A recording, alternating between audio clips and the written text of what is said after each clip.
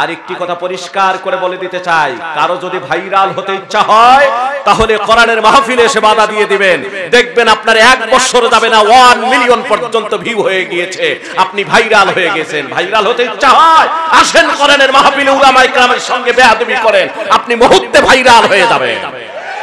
কিয়ামত পর্যন্ত আবু জাহেলের মতো মানুষ অভিশাপ দিতে থাকবে। জোরে বলেন কথা ঠিক কিনা? ইচ্ছাকৃত ভাবে কখনোই কারো মান শানে আঘাত হানুক, এটা আমি কখনো চাই না। কিন্তু যখন কখনো কারো ওয়ালে পিঠ থেকে যায় তখন উপায় থাকে না। আপনাদের এখানে প্রথম বছর যখন এসে আলোচনা শুরু করলাম, কোন একটা বিষয় एग्जांपल দিতে গিয়ে একটু হাসানো শুরু করলাম, মানে 1 মিনিট হাসবে, পিছন থেকে আমাকে কাউন্টার করে বলানো হলো ওই একই ব্যক্তি কোন জালেমের শক্তি নাই আমার কণ্ঠ স্তব্ধ করে দিতে পারে। আমি কোরআন হাদিস দিয়ে বক্তব্য দিয়েছি, আপনি বসুন, আপনি বসুন। যে হাসলে দিল মরে যায়, উনি আমাকে সেই উদাহরণটা দিলেন এবং ওয়াজের মাঝখানে। আর দ্বিতীয়বার পর্যায়ক্রমে এসে যে কথাটি বললেন, যেটা আজকে নেট দুনিয়ায় আমার মান সম্মানকে খাটো করার চেষ্টা করা হয়েছে।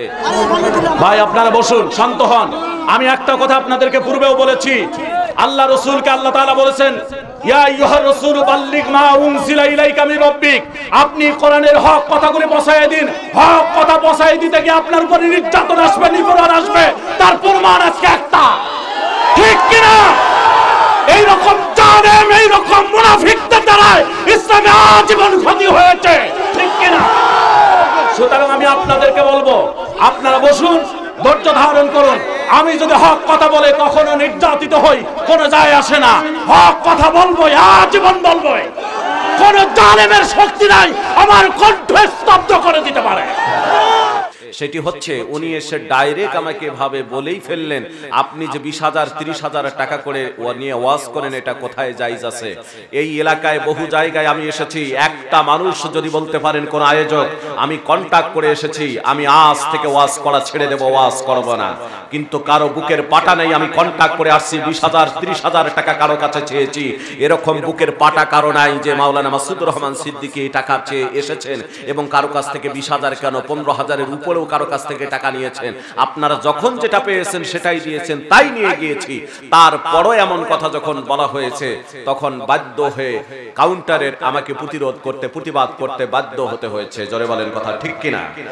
আর একটি কথা পরিষ্কার করে বলে দিতে চাই, কারো যদি ভাইরাল হতে ইচ্ছা হয় তাহলে কোরআনের মাহফিলে এসে বাধা দিয়ে দিবেন, দেখবেন আপনার 1 বছর যাবে না 1 মিলিয়ন পর্যন্ত ভিউ হয়ে গিয়েছে, আপনি ভাইরাল হয়ে গেছেন। ভাইরাল হতে ইচ্ছা হয় আসেন কোরআনের মাহফিলে উলামায়ে কেরামের সঙ্গে বেয়াদবি করেন, আপনি মুহূর্তে ভাইরাল হয়ে যাবেন। কিয়ামত পর্যন্ত আবু জাহেলের মতো মানুষ অভিশাপ দিতে থাকবে। জোরে বলেন কথা ঠিক কিনা? এই ইসলামকে বিনষ্ট করার জন্য ইহুদি, খ্রিস্টান, নাসারা, বৌদ্ধ, অন্যান্য জাতির সঙ্গে সবচেয়ে বেশি ক্ষতি করতেছে বর্তমান মুনাফিকরা। জোরে বলেন কথা ঠিক কিনা? নামধারী কিছু মুসলমান যারা নিজেদেরকে সুন্নি বলে দাবি করতেছে, এরাও বড় ক্ষতি করতেছে, ইসলামের চূড়ান্ত ক্ষতি করতেছে। জোরে বলেন কথা ঠিক কিনা? এই তো কয়েকদিন আগের ঘটনা, গিয়াসউদ্দিন তাহেরি সাহেব, ওরে নিয়ে বহু কথা আমি বলেছি, বহু কথা নেট দুনিয়ায় আছে। ভেবেছিলাম লোকটার বিরুদ্ধে বলবো না, মাঝে মাঝে দেখি ভালো কথা বলে, কিন্তু আসলে কুত্তার লেজে ঘি মাখলে কোনোদিন কুত্তার লেজ সোজা হয় না।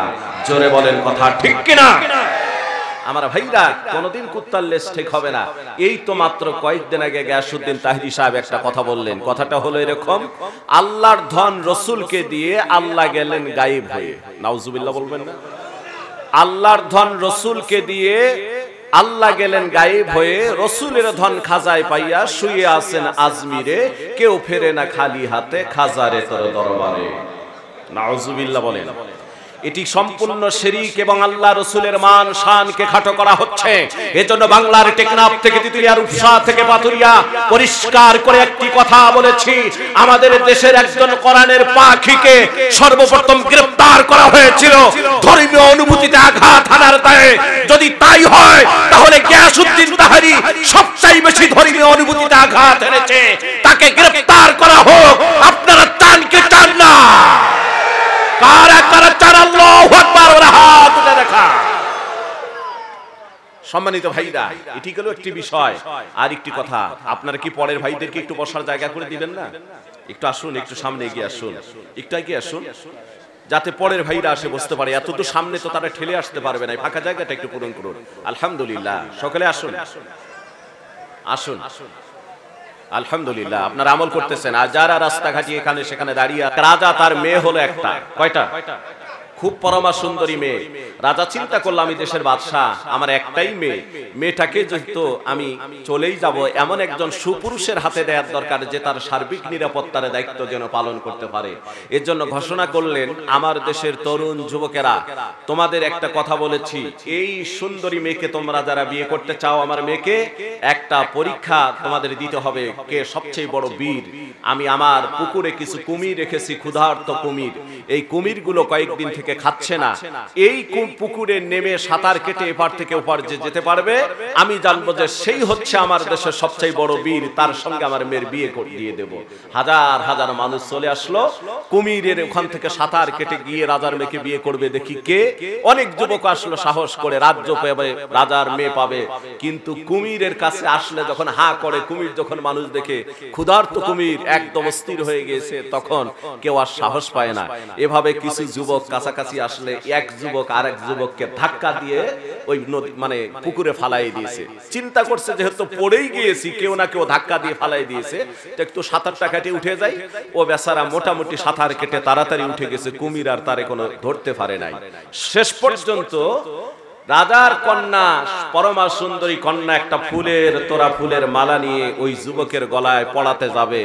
এমন সময় যুবক বলতেছে, রাখ তোর ফুলের মালা, আগে বল ধাক্কা দিয়েছে কোন শালা। চিন্তা করছে রাজার মেয়ে, এ তো নিজের ইচ্ছায় তো এই করে নাই। কে হলো রে ভাই? বিদ্যুৎ নাই, জেনারেটর দাও চালে, একটু কি করা যাবে এখন? সেন বলে তেলানো তোমরা রে। সম্মানিত ভাইরা, আমরা আমাদের দেশে বসবাস করলে এদেশের আইন কানুন, কোর্ট কাছারি আদালত, এগুলি আমাদের মানার দরকার আছে না নাই? একটু কথা বলেন। আমরা শ্রদ্ধা করি কি করি না? নিঃসন্দেহে শ্রদ্ধা করি, কিন্তু পরিষ্কার করে একটি কথা বলতে চাই, এই তো মাত্র কয়েকদিন আগে 5 জন মুজাহিদের ফাঁসির রায় হয়েছিল। ফাঁসির রায় হওয়ার পরও আদালত থেকে ওই মুজাহিদগুলি হাস্যোজ্জ্বল চেহারা নিয়ে আদালতের প্রাঙ্গণ থেকে বেরিয়ে পড়েছিল। ওদের মনের মধ্যে কোনো দুশ্চিন্তা ছিল না, কোনো ভয়, কোনো ক্ষোভ, কোনোটাই তাদের কাজ করে নাই। কারণটা হলো বলগার হত্যার দায়ে তাদেরকে মৃত্যুদণ্ড দেওয়া হয়েছে। আমিও পরিষ্কার করে বলতে চাই, আমরা দেশের আইন আদালত কোর্টে কাছারি সবগুলিকে মানি, অত্যন্ত শ্রদ্ধা করি। তবে পরিষ্কার করে একটি কথা বলতে চাই, ওই মর্দে মুজাহিদ 5 জনকে ফাঁসি দেওয়ার আগে বাংলার জমিনে আইন পাস করতে হবে। এদেশে যদি বিশ্বনবী মুহাম্মদ রাসূলুল্লাহকে গালি দেওয়া হয়, তাকে নিয়ে ব্যঙ্গচিত্র করা হয়, আল্লাহকে নিয়ে যদি কোনো বাজে মন্তব্য করা হয়, সর্বোচ্চ আইন পাস করা লাগবে মৃত্যুদণ্ড। এই আইন পাস করে তারপর তাদের ফাঁসি দিতে হবে, অন্যথায় তাদের ফাঁসি দেওয়ার চেষ্টা করা হলে বাংলার ঘরে ঘরে আগুন জ্বলবে। জোরে বলেন কথা ঠিক কিনা? রাসূল সাল্লাল্লাহু আলাইহি সাল্লামকে গালি দিবে দিনের পর দিন, আর তার বিরুদ্ধে প্রতিবাদ করতে গিয়ে কেউ মরবে, বাঁচবে, আর তাকে আবার ফাঁসিতে দিবেন। আইন পাশ করা হোক, বাধ্য হয়ে কোন মানুষ রাসূলকে অবমাননা করবে না, আর কেউ তাদেরকে মারতেও যেতে হবে না। জোরে বলেন কথা ঠিক কিনা? আমরা আইনকে শ্রদ্ধা করি। আল্লাহ আমাদের কবুল করুক, বলেন আমিন। আমি আপনাদের মাঝে সূরাতুল কাহাফ থেকে, কোন সূরা থেকে? সূরাতুল কাহাফ থেকে 3টা আয়াতে কারিমা তেলাওয়াত করেছি। এই সূরাটা অত্যন্ত বরকতময় সূরা। এখান থেকে আজকে আলোচনা শুনবো সেই জামানায় আল্লাহ রাসূলের আগমনের 1000 বছর পূর্বে। কত বছর পূর্বে?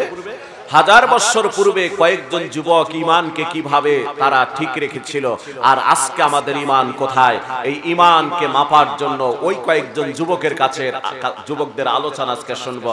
আল্লাহ আমাদেরকে কবুল করুক, বলেন আমিন। আর জোরে বলেন আমিন। আমি যতদিন বেঁচে থাকবো এবং অনেক দোয়া পেয়েছে, ততদিন এই লোকটার জন্য আমি দোয়া করব। সম্মানিত ভাইরা, আমাকে যেদিন অপদস্থ অপমান করার চেষ্টা করা হয়েছিল, আজকের যিনি আমাদের প্রধান অতিথি, ওই দিনে তার শরীরের মধ্যে 16 বছর যুবকের মতো একটা চেতনা তৈরি হয়েছিল। জোরে বলেন কথা ঠিক কিনা? 16 বছরের যুবকের মতো চেতনা তৈরি হয়েছিল। যত মানুষ দেখেছেন তার এই বিষয়টা, তাকে নিয়ে কমেন্ট করেছেন ভালো ভালো কমেন্ট। আল্লাহ চাচাকে দীর্ঘ হায়াত দান করুক, কথা বলেছেন। আল্লাহ তাকে কবুল করে নিক দ্বীনের জন্য, বলেন আমিন। তবে এটাও একদম চিরন্তন সত্য, মাসুদুর রহমান সিদ্দিকী আল্লাহ ছাড়া ভয় করে, আল্লাহ ছাড়া কাউকে ভয় করে কথা বলে না। আমি আপনাদের কথা দিয়েছিলাম আপনারা যখন ডাকবেন তখনই আসব। ওই প্রোগ্রামের পর 10 দিন পরে দেখেছেন আমি এসেছি। যদি আমার জীবনও কখনো চলে যায়, বাতিলের কাছে মাথা নত হবে না ইনশাআল্লাহ। জোরে বলেন কথা ঠিক কিনা? বাস, আমরা আয়াত আলোচনা করেছি আজকে সূরাতুল কাহাফ। কোন সূরা?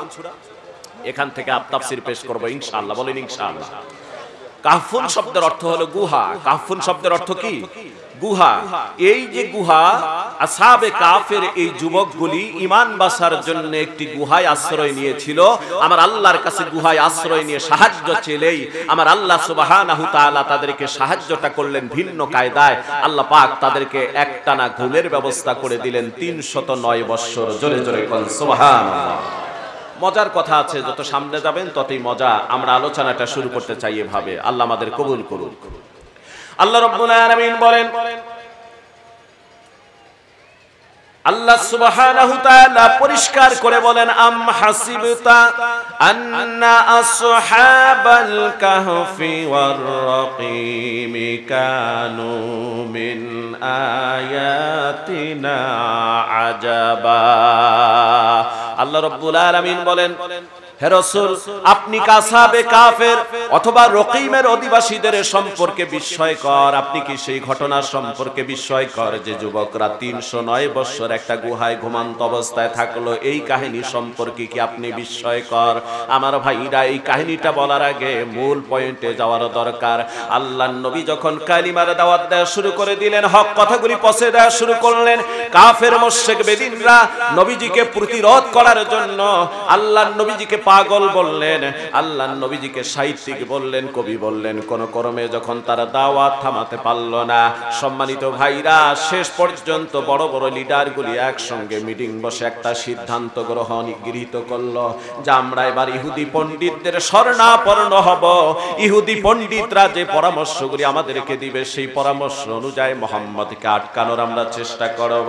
আমার ভাইরা, একদল লোকেরা, বড় বড় লিডাররা, আবু জাহেল, উতবা, সাইবা, আবু লাহাব, বড় বড় নজর ইবনে হারেস, এরকম বড় বড় লিডারগুলি একটা মিটিং বসে তারা সিদ্ধান্ত এইটাতে উপনীত হলো যে আমরা মুহাম্মদ প্রকৃত আল্লাহর নবী কিনা তাকে আমরা নানা দিক থেকে বাধা বিঘ্নত করার চেষ্টা করেছি, কিন্তু পারি নাই। এই মুহাম্মদকে থামানোর জন্য আমরা ইহুদিদের শরণাপন্ন হব। চলো না একটা গ্রুপ চলে যায়, একটা প্রতিনিধি দল চলে গেল ইহুদিদের কাছে। যাওয়ার পর ইহুদিদের কাছে মুহাম্মদ রাসূলুল্লাহর সব চরিত্রগুলি, তার কথাগুলি, তার বংশ পরিচয় তুলে ধরার পর বলল, আমরা মুহাম্মদকে কোন কর্মে থামাতে পারি নাই। আপনি বলুন তো, আপনারা আমাদেরকে বলুন তো, মুহাম্মদ প্রকৃত পক্ষে একজন নবী কিনা? সে আসলে কি সাধারণ মানুষ না নবী? তার নবুয়ত যাচাই করতে চাই। কাফেররা, কাফের কুরাইশদেরকে ইহুদি পণ্ডিতরা, তারা ছিল তাওরাত জবুল ইনজিলের পারদর্শী, তারা ছিল সেই তাওরাত জবুল ইনজিলের পণ্ডিত। ওরা বলে দিল, যাও মুহাম্মদকে 3টা প্রশ্ন তোমরা এখান থেকে গিয়ে করবা।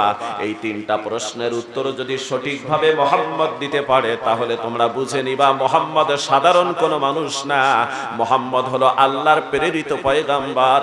তাকে তোমরা কোনো ক্রমে থামাতে পারবা না। চিৎকার করে বলেন সুবহানাল্লাহ, বলেন আল্লাহু আকবার। প্রশ্ন শিখে দিলেন 3টা। জোরে বলেন কয়টা?